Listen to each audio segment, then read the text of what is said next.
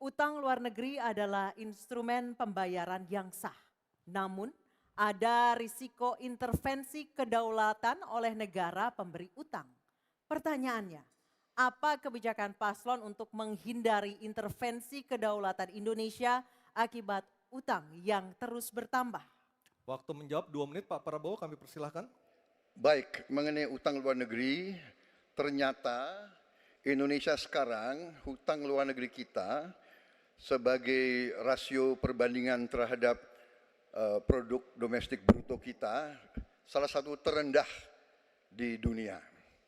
Jadi masih kita sekitar berada di sekitar 40%, sedangkan banyak negara jauh di atas kita.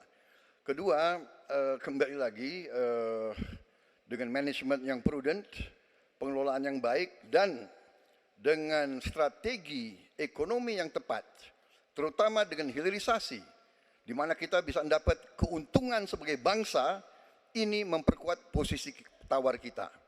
Jadi saya kok tidak terlalu khawatir negara lain mau intervensi kita soal hutang. Kita sangat-sangat dihormati, kita tidak pernah default. Saya keliling seluruh dunia, mereka sangat hormat dengan Indonesia, kita tidak pernah gagal hutang, dan saya sangat optimis. Tapi kembali, kita harus punya kekuatan pertahanan yang kuat supaya tidak bisa diintervensi, tidak bisa digertak, tidak bisa diintimidasi. Hanya dengan kekuatan kita akan dihormati dan kita akan amankan kekayaan kita, amankan ekonomi kita, amankan pembangunan kita menuju Indonesia makmur, Indonesia kaya. Terima kasih. Masih ada sisa waktu Pak Prabowo? Ya, Mohon tenang. saya tegaskan kembali ya, bahwa pelajaran sejarah manusia yang lemah akan selalu ditindas. Kita lihat saja apa yang terjadi di Gaza. Kita tidak boleh lemah, kita tidak boleh Waktu habis. dilindas oleh bangsa lain. Pak Prabowo, kami persilahkan kepada calon presiden nomor urut 1, Bapak Anies Baswedan, untuk menanggapi jawaban dari capres nomor urut 2 dalam waktu. Oke, silakan Anissa. Baik, selanjutnya capres nomor urut 2, jawaban capres nomor urut 2 akan ditanggapi oleh calon presiden nomor urut 3, Bapak Ganjar Pranowo. Kami persilakan Bapak, Anda 1 menit. Kita membaca buku Convention of Economic Hitman dari John Perkin, bahwa hutang-hutang itu memang bisa mematikan. Maka hati-hati kalau mau hutang. Terutama pada infrastruktur yang punya risiko tinggi. Kita mesti hitung betul, kita mesti prudent betul. Karena ini pernah dilakukan dan membuat banyak negara kolaps karena hutang. Namun demikian, kalau mau pakai kekuatan dalam negeri, artinya wajib hukumnya kita mendorong ekonomi tumbuh 7%, kemudian govern berjalan bisa dengan baik, maka ICOR bisa turun 4%, dan kemudian kita mesti betul-betul anti korupsi. Kalau itu tidak dilakukan, maka tidak akan tumbuh ekonomi yang ada di tempat kita. Ease of doing business mesti dilakukan. Hanya saja memang kalau kita bicara pada industri pertahanan kita, mesti kita kuatkan industri dalam negeri. Jadi mohon maaf kaitan dengan hutang, no utang, no usang. Sehingga alutsista kita betul-betul kita lakukan transfer of teknologi dari dalam negeri. Waktunya habis. Waktu sudah habis. Mohon tenang, mohon tenang, mohon tenang. Sekali lagi mohon tenang. Kami persilakan kepada calon presiden nomor urut 1, Bapak Anies Baswedan, menanggapi jawaban dari capres nomor urut 2 dalam waktu 1 menit, Pak Anies. Sebaiknya disebutkan berapa persentase yang ideal, Pak, untuk kita di Indonesia. Kalau hanya mengatakan bahwa kita termasuk yang terbaik, berapa angkanya? Menurut hemat kami, kita harus bisa mencapai maksimal angka 30% dari GDP. Sehingga kita aman di situ, di bawah 30%. Dan itu caranya apa? Dengan satu, menata hutangnya, yang kedua memperbesar GDP-nya. Yang tidak kalah penting adalah melakukan pengembangan skema-skema yang lebih kreatif dalam mencari hutang luar negeri, termasuk pelibatan swasta. Lalu memastikan bahwa ada perluasan wajib pajak yang harapannya nanti akan memperkuat juga GDP kita, di samping mengurangi kebocoran pajak. Dan hutang-hutang yang kita gunakan untuk aktivitas produktif. Jangan hutang itu digunakan untuk kegiatan yang non produktif. Misalnya hutang dipakai untuk membeli alutsista bekas oleh Kementerian pertahanan. Itu bukan sesuatu yang tepat. Justru kita harus sebaliknya yang kita kerjakan.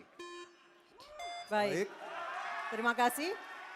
Harap tenang dulu, harap tenang dulu. Kita kembali ke calon presiden nomor urut 2, Bapak Prabowo Subianto, untuk merespon tanggapan dari kedua capres. Waktu Bapak 1 menit, silakan. Saya nggak mengerti. Jangan-jangan guru kita, buku kita sama, Pak Ganjar. Kok saya banyak sependapat. Terus aja. Saya akan bilang AA. Saya bukan orang macam-macam. Tapi Pak Anies, saya kira Pak Anies perlu belajar ekonomi lagi, ya kan? Jadi kalau bilang ideal 30%, dasarnya apa? Yang di bawah kita itu Arab Saudi, Rusia, pokoknya negara-negara yang punya sumber alam yang luar biasa. Tetapi 40% ya salah satu terendah sekarang. Jadi kalau kita mau bangun industri, tadi saya setuju sebagian dari yang Bapak sampaikan. Oh iya, kenapa? Yang penting utang itu produktif. Itu saya setuju. Tapi kita bisa sampai 50%, tidak ada masalah. Kita tidak pernah default. Kita tidak pernah default. Kita dihormati di dunia. Baik. Terima kasih. Baik, terima kasih. Baik, kita beralih ke pertanyaan untuk calon presiden nomor urut 3 Bapak Ganjar Pranowo. Kami persilakan panelis Laksamana TNI Purnawirawan Profesor Dr. Marsetio mengambil undian sub pertanyaan kelima dalam fishbowl. Baik. Tinggal tersisa 2 pertanyaan lagi. Apa yang diambil oleh Pak Marsetio? Kita perlihatkan ke kamera, Pak. Geopolitik. Baik, geopolitik adalah subtema kelima. Dan selanjutnya kami persilakan kepada panelis Bapak Philip J. Vermonte untuk mengambil undian daftar pertanyaan dari dalam fishbowl.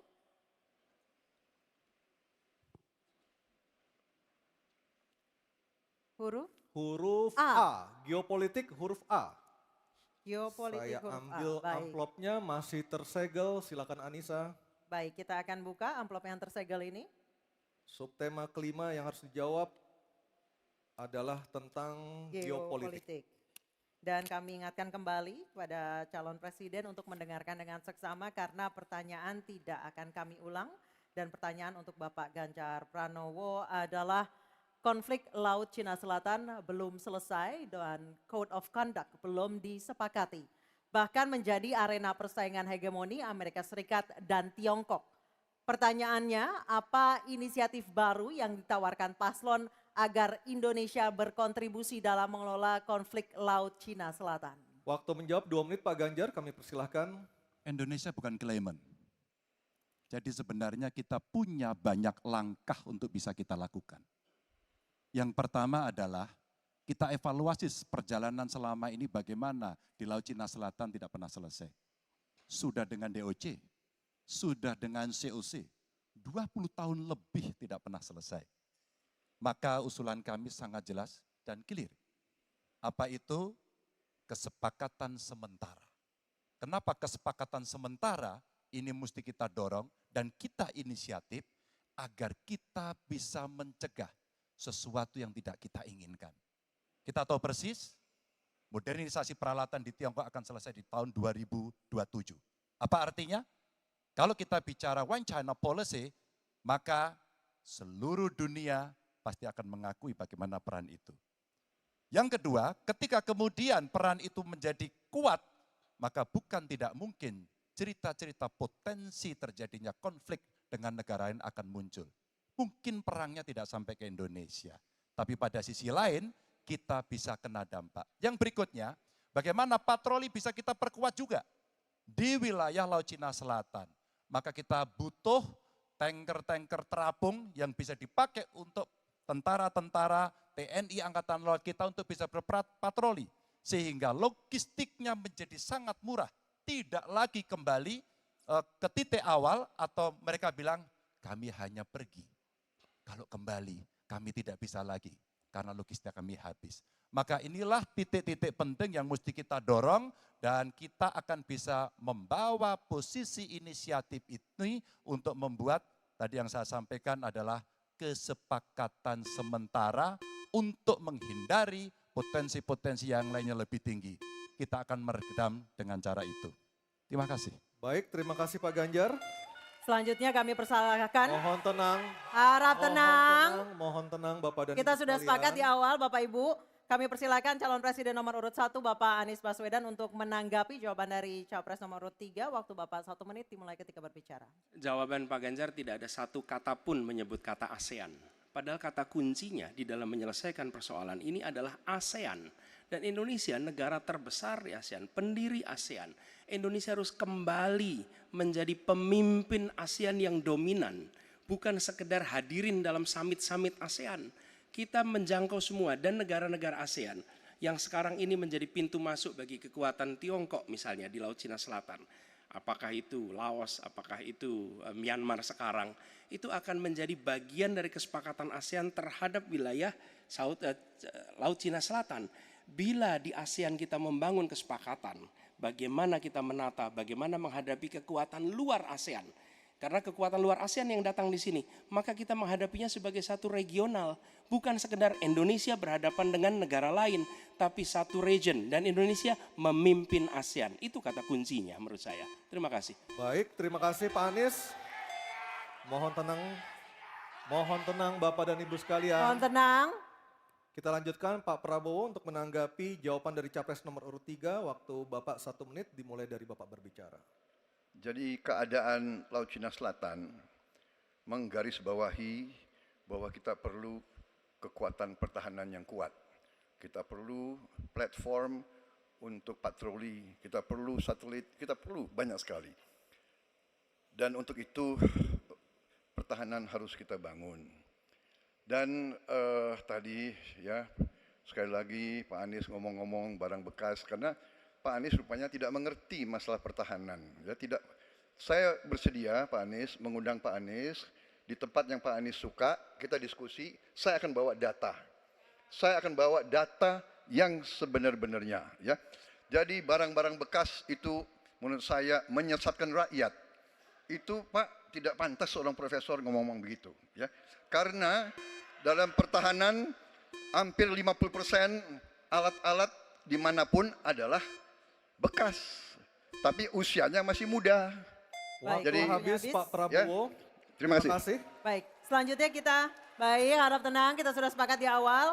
Kita kembali ke calon presiden nomor urut 3 Bapak Ganjar Pranowo untuk merespon tanggapan dari kedua capres. Waktu Bapak 1 menit silakan. Terima kasih Mas Anies, saya tidak memberikan catatan ASEAN. Saya tahu persis pengambilan keputusan di ASEAN itu rumitnya minta ampun. Karena harus dengan konsensus. Maka kenapa banyak persoalan tidak selesai. Disitulah ketika kemudian amanah yang diberikan kepada saya, revitalisasi ASEAN. Agar kemudian pengambilan keputusannya tidak bulat. Sehingga kalau kita berbicara Laut Cina Selatan kemudian menggerakkan ASEAN, oke itu betul. Tapi terbayangkan DOC, COC yang sudah lamanya minta ampun 20 tahun lebih tidak pernah selesai. Maka pengambilan keputusannya, proses pengambilan keputusan di ASEAN itulah yang mesti juga kita review sehingga akan bisa lebih cepat. Yang berikutnya, saya sepakat alutsista angkatan laut yang ada di sekitar sana harus menjadi prioritas. Dan begitu saya jadi presiden, kita tunjukkan kedaulatan kita, gas yang ada di Natuna Utara harus dieksploitasi oleh kita sendiri untuk menunjukkan power kita Baik. pada Waktu dunia. sudah habis Pak Ganjar, Habis. terima kasih. Oke, Mohon tenang, masih ada satu sub pertanyaan lagi yang harus dijawab oleh ketiganya pada sesi ini, pada segmen ini. Kami beralih ke pertanyaan untuk calon presiden nomor urut 1, Bapak Anies Baswedan, dan kami persilakan kepada Profesor Dr. Widya Setiabudi Sumadinata untuk mengambil undian pertanyaan subtema. Silakan Pak Widya. Ini adalah yang terakhir. Yang ke-6.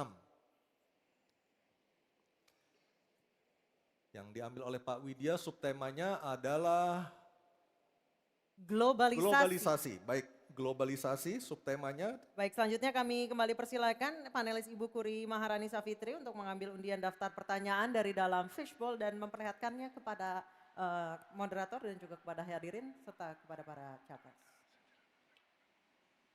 C. Globalisasi C. Baik, saya ambil amplopnya C, globalisasi masih tersegel. Anissa silahkan. Baik, sekali lagi masih tersegel. Ini globalisasi huruf C. kita akan lihat Ya. bersama. Kami ingatkan kembali sekali lagi bagi para calon presiden untuk mendengarkan pertanyaan dengan seksama karena kami tidak akan ulang. Pertanyaan untuk Bapak Anies Baswedan adalah globalisasi membuka peluang masuknya budaya asing ke Indonesia, tetapi juga memungkinkan budaya Indonesia untuk mendunia. Pertanyaannya, bagaimana strategi paslon mempromosikan budaya populer Nusantara untuk mendukung pertumbuhan ekonomi nasional? Waktu Bapak menjawab 2 menit Pak Anies, kami persilahkan. Ya. Negara harus mengalokasikan sumber daya yang cukup di bidang kebudayaan, bukan dipandang sebagai biaya tapi dipandang sebagai investasi. Dengan begitu, maka karya-karya kita dari mulai kuliner, karya seni seperti film itu menjadi tumbuh berkembang dan kemudian bisa dibawa ke level global. Dan kita berencana di dalam diplomasi ini melibatkan semua, diaspora dilibatkan, mahasiswa dilibatkan, mereka yang berada di luar diajak menjadi bagian dari diplomasi. Kemudian yang tidak kalah penting, kita ingin membangun rumah kebudayaan Indonesia di tiap-tiap region di seluruh dunia. Sehingga di tiap-tiap region kita akan memiliki satu tempat di mana Indonesia menunjukkan karya budayanya, di mana kita menjual kepada mereka bukan sekedar komoditas-komoditas perekonomian, tapi juga kita menawarkan kepada mereka nilai karya budaya Indonesia. Kemudian kuliner, kita merencanakan untuk membantu mendorong tumbuhnya restoran-restoran, kafe-kafe Indonesia di berbagai kota besar di seluruh dunia. Sebagaimana sekarang di Jakarta kami menyaksikan banyak sekali restoran asing di sini. Kita harus memiliki rumah kuliner Indonesia di berbagai tempat. Dan itu siapa? Negara yang ada di belakangnya. Negara yang fasilitasi. Dengan begitu maka swasta yang terlibat akan bisa mengelola ini, tapi awalnya investasi dari negara. Dan lalu disiapkan kredit yang memungkinkan bagi usaha kecil, mikro untuk menjadi bagian dari diplomasi kebudayaan Indonesia. Kemudahan di dalam permodalan, kemudahan di dalam mengakses pasar internasional, itu semua dilakukan supaya seluruh jajaran bisa terlibat di dalam kampanye diplomasi kebudayaan Indonesia. Terima kasih. Baik, terima kasih Pak Anies. Baik, selanjutnya calon presiden nomor urut 2. Harap tenang. Mohon tenang, Bapak dan Ibu, mohon tenang. Calon presiden nomor urut 2 Bapak Prabowo Subianto untuk menanggapi jawaban dari capres nomor urut 1. Waktu Bapak 1 menit, silakan. Saya kira yang disampaikan Pak Anies masuk akal ya, walaupun memang itu bersifat normatif ya. Memang kembali kalau dikatakan negara yang harus berperan, kuncinya adalah bahwa kita ini harus punya dana yang cukup. Kita harus punya tabungan yang cukup. Kita harus punya sovereign wealth fund yang cukup. Untuk itu kita harus punya laba yang cukup. Kita harus punya neraca perdagangan yang positif. Kita harus punya tabungan yang banyak, dan untuk itu hanya bisa dilakukan dengan hilirisasi, dengan penghematan, dengan efisiensi, dengan penerimaan pajak yang baik dan yang efisien. Saya kira itu. Baik, terima kasih Pak Prabowo. Selanjutnya kita dengar, mohon tenang, kita dengar tanggapan ataupun jawaban dari calon presiden nomor urut 3 Bapak Ganjar Pranowo menanggapi jawaban capres nomor urut 1. Waktu Anda 1 menit Pak Ganjar, kami persilahkan.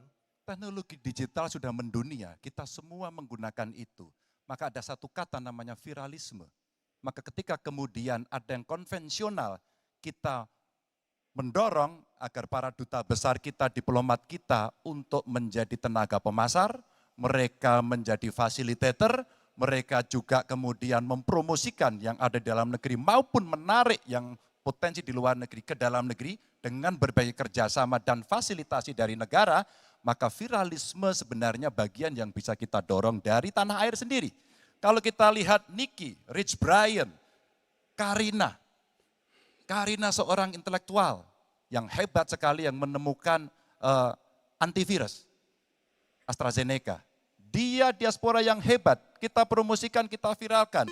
Nicky Rich Brian, Voice of Baceprot yang kemudian mendunia kita fasilitasi, maka dialah yang akan bisa mendapatkan keuntungan dan sekaligus menjadi diplomat Baik. Sudah Indonesia. habis, Habis. Pak Ganjar. Oke, harap tenang. Mohon Harap tenang. Harap tenang. Selanjutnya kita kembali ke calon presiden nomor urut 1 Bapak Anies Baswedan untuk merespon tanggapan dari kedua capres. Waktu Bapak 1 menit silakan. Terima kasih, kami bersyukur sekali bahwa Bapak-Bapak berdua sepaham dengan apa yang kami gagas. Dan ketika kami ditugaskan sebagai Presiden Republik Indonesia, sebagai Panglima Diplomasi, maka setiap kegiatan ke luar negeri adalah bersama dengan delegasi kebudayaan, delegasi seni. Dan datang ke pusat-pusat kegiatan kebudayaan, kesenian di negara-negara yang dikunjungi. Bukan hanya datang rapat lalu pulang, tapi datang di sana menemui aktivitas-aktivitas kesenian, kebudayaan, sehingga mereka pun menyadari bahwa Indonesia ini negeri yang kaya budayanya. Karena setiap presidennya datang, dia membawa delegasi kebudayaan. Ditunjukkan di sana, bukan datang rapat, ikut lalu pulang. Dan dengan cara seperti itu, maka dunia akan menyaksikan. Ingat, setiap presiden datang sebuah negara, seluruh media di negara itu memperhatikan. Itu kesempatan luar biasa untuk mempromosikan Indonesia. Dan itu yang kami kerjakan di samping yang sudah kami lakukan, kami katakan tadi. Terima kasih. Baik, terima kasih Pak Anies, Pak Ganjar, dan Pak Prabowo. Dan kami persilakan untuk para capres untuk kembali ke tempat duduk masing-masing. Dan kita akan jeda sejenak dan debat ketiga calon presiden pemilu tahun 2024 masih akan terus kembali. Kali ini bukan mau jawab pertanyaan dari panelis, tetapi Betul. pertanyaan dari antar calon presiden. Akan ada bertanya dan menjawab dari para calon presiden. Dan kita akan kembali di debat ketiga calon presiden pemilu Pemilu tahun 2024.